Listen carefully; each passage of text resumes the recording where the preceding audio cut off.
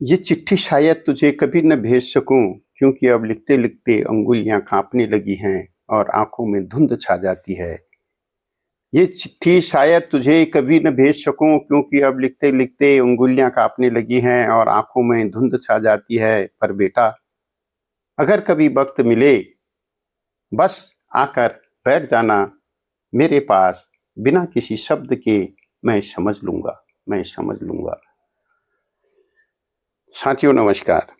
मैं सुरेंद्र वर्मा सुंदर एक बार आपके सामने हाजिर हूँ। एक जड़ों की छांव से कविता, जो कि 3 कविताओं का मैं वाचन पहले ही कर चुका हूँ। ये चौथी कविता है।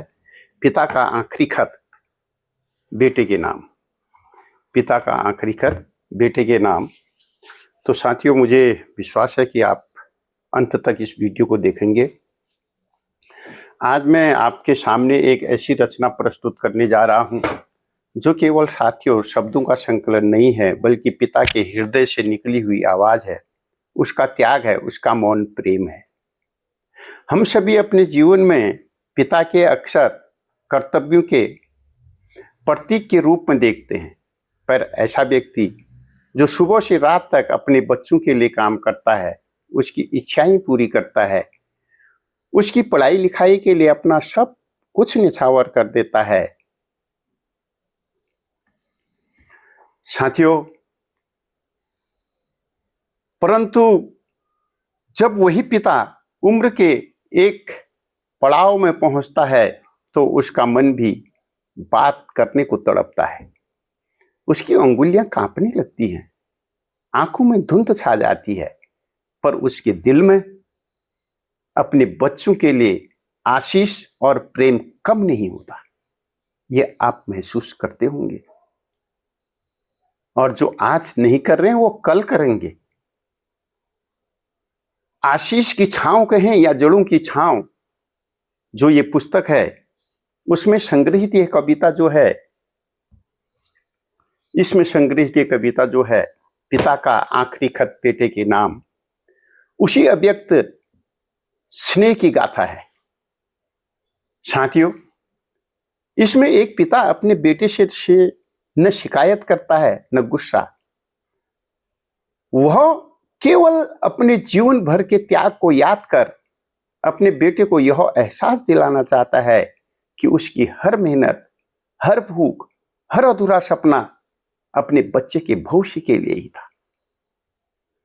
यह कविता हमें यह सोचने पर भी मजबूर करती है कि कहीं हम भी अपने जीवन की भागदौड़ में उस व्यक्ति को भूल तो नहीं गए, जिसने हमें चलना सिखाया हाथ पकड़कर, जिसने अपने जूतों की मरम्मत टालकर हमारी पढ़ाई की फीस भरी।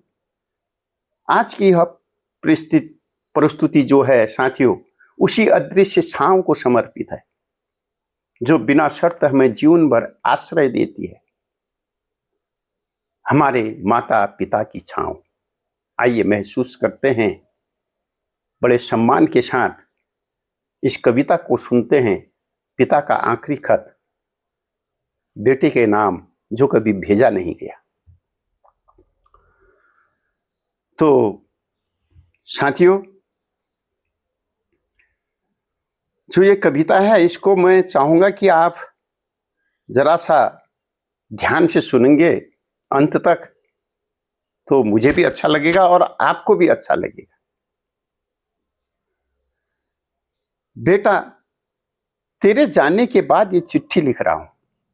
एक एक शब्द को महसूस करिए साथियों। बेटा, तेरे जाने के बाद ये चिट्ठी लिख रहा हूं, न शिकायत में न गुस्से में। बस तुझसे बात करने का मन हुआ, बस तुझसे बात करने का मन हुआ, क्योंकि तू अब फोन पर भी व्यस्त रहता है। याद है, याद है तुझे वो छोटी सी साइकिल, एक जूता कपड़े का, जिसे लाने के लिए मैंने कई रातें ओवर टाइम किया था, जिसे लाने के लिए मैंने कई रातें ओवर टाइम किया था, और फिर भी तुझसे कहा बस ऐसे ही ले लिया बेटा, मन था। तुझे याद नहीं आएगा, तुझे याद नहीं आएगा, पर एक बार तेरी फीस भरते वक्त तुझे याद नहीं आएगा, महसूस करिए से, तुझे याद नहीं आएगा, पर एक बार तेरी फीस भरते वक्त मैंने अपने जूतों की मरम्मत डाल दी थी, क्योंकि तेरा भविष्य मेरा सपना था, क्योंकि तेरा भविष्य मेरा सपना था। और दूसरी तरफ तेरे लिए रोटी कम न हो, अक्सर मां कहती थी बुखार है, अक्सर मां कहती थी बुखार है, मन नहीं है खाने का, मन नहीं है खाने का। तेरे लिए रोटी कम न हो, अक्सर मां कहती थी बुखार है, मन नहीं है खाने का। मैं झूठ ही कह देता, मैं खाली झूठ ही कह देता था, बाहर खाना खा के आया हूं, बाहर खाना खा के आया हूं। ये सब महसूस करिए, एहसास करिए। आज तेरे पास सब कुछ है, आज तेरे पास सब कुछ है, बड़ा घर, बड़ी गाड़ी, और मैं एक छोटा सा कमरा जिसमें तेरी तस्वीर है और कुछ दवाइयां।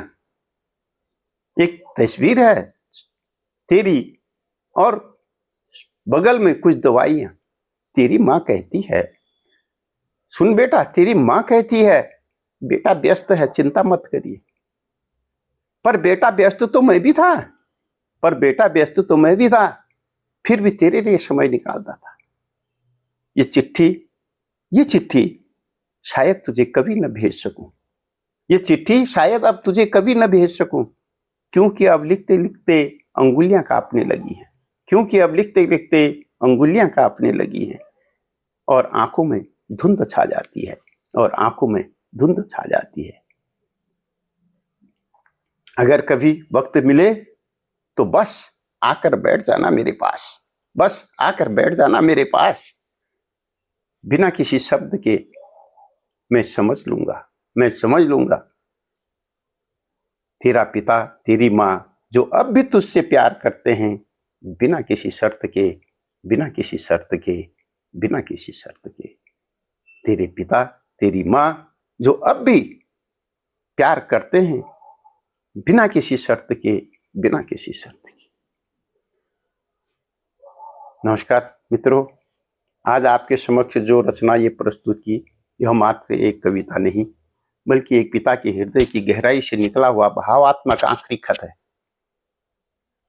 आशीष की छांव कहूं या जड़ों की छांव में संग्रहित यह कविता, जो चौथी कविता का मैं आज वाचन किया, पिता का आखिरी खत बेटे के नाम, उस अव्यक्त पीड़ा, त्याग और ममत्व की कथा है, जिसे आपने भी अनुभव किया, जिसे एक पिता अपने बच्चे के लिए जीवन भर चुपचाप जीता है।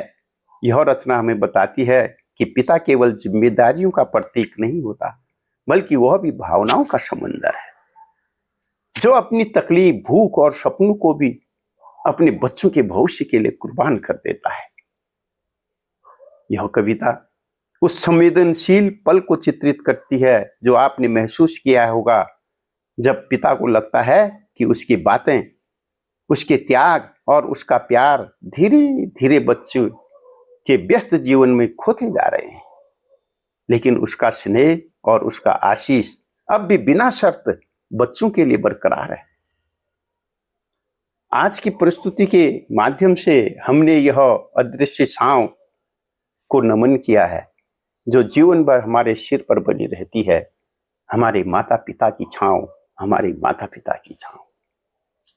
नमस्कार साथियों, आपको ये कविता कैसी लगी? अगर अच्छी लगी हो प्लीज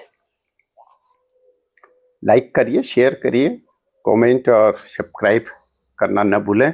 बाकी आपकी इच्छा है, आपको अगर अच्छी लगे तो ठीक, लाइक करना न करना, शेयर करना न करना, सब्सक्राइब करना न करना, आपकी इच्छा की बात है। मैं आपके सामने फिर भी हाजिर होते रहूंगा कल को अगली कविता के साथ। अगली कविता का जिसका मैं वाचन कल को करने जा रहा हूं, पसीने का फल। उसकी पंक्तियां मैं बताऊं आपको। कंधों पर जिम्मेदारियों का बोझ और जेब में बिना कुछ सिक्के, दिल में बच्चों का सपना और आंखों में नमी के धागे, और नमी के धागे। इसकी प्रस्तुति कल होगी। इसी प्रकार की अन्य 51 कविताएं इसमें हैं, जो बारी बारी से क्रम बार मैं आपके सामने प्रस्तुत करूंगा और बीच बीच में समसामयिक विषयों पर भी चर्चा आपसे होती रहेगी। फिर मिलते हैं कल। शुभ दिन हो आपका।